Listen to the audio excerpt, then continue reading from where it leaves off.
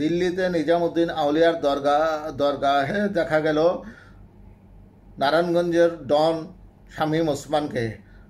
ভারতের একটি বিশ্ববিদ্যালয় থেকে স্নাতকোত্তরের চূড়ান্ত পরীক্ষা শেষে 1 মাসের ছুটিতে দেশটি ঘুরে দেখতে বের হয়েছিলেন বাংলাদেশের মনিরুল হক। দিল্লিতে পৌঁছে সন্ধ্যার পর যান নিজামুদ্দিন আউলিয়ার দরগাহে।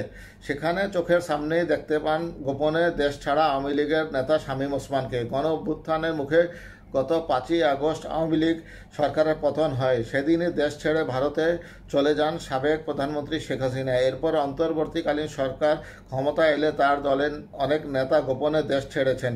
নারায়ণগঞ্জের সবচেয়ে আলোচিত নেতা ও সাবেক সংসদ সদস্য শামীম ওসমানও সপরিবারে গোপনে দেশ ছাড়েন বলে খবর বের হয়। তবে তার দেশ ছাড়ার সঠিক তথ্য পাওয়া যাচ্ছিল না।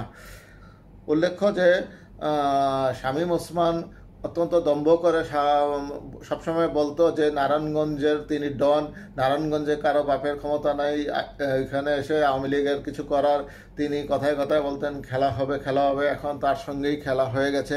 তিনি তত্ত্বাবধায়ক সরকারের সঙ্গে খেলায় জিততে না পেরে ভারতে পালিয়ে এখন মাজারে মাজারে ঘুরছেন।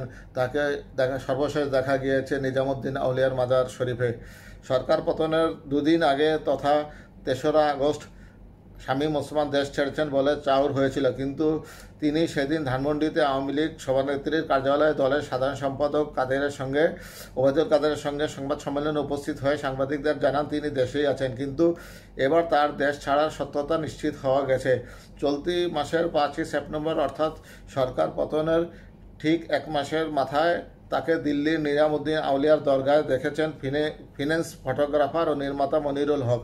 মনিরুল হক সিকিম বিশ্ববিদ্যালয় থেকে স্নাতকোত্তরের চূড়ান্ত পরীক্ষা দিয়ে বাংলাদেশে ফেরার আগে ভারতের বিভিন্ন জায়গা ঘোরেন। তিনি 5ই সেপ্টেম্বর সন্ধ্যায় নিজামুদ্দিনের দরগায় বসেছিলেন। এ সময় হঠাৎ তার সামনে বাংলাদেশ শব্দটি আসে। খেয়াল করে দেখেন এক ব্যক্তি বাংলাদেশের নাম উচ্চারণ করে দোয়া করছেন। তখন সঙ্গে সঙ্গে মোবাইলের ক্যামেরা চালু করে ভিডিও করা শুরু করেন তিনি।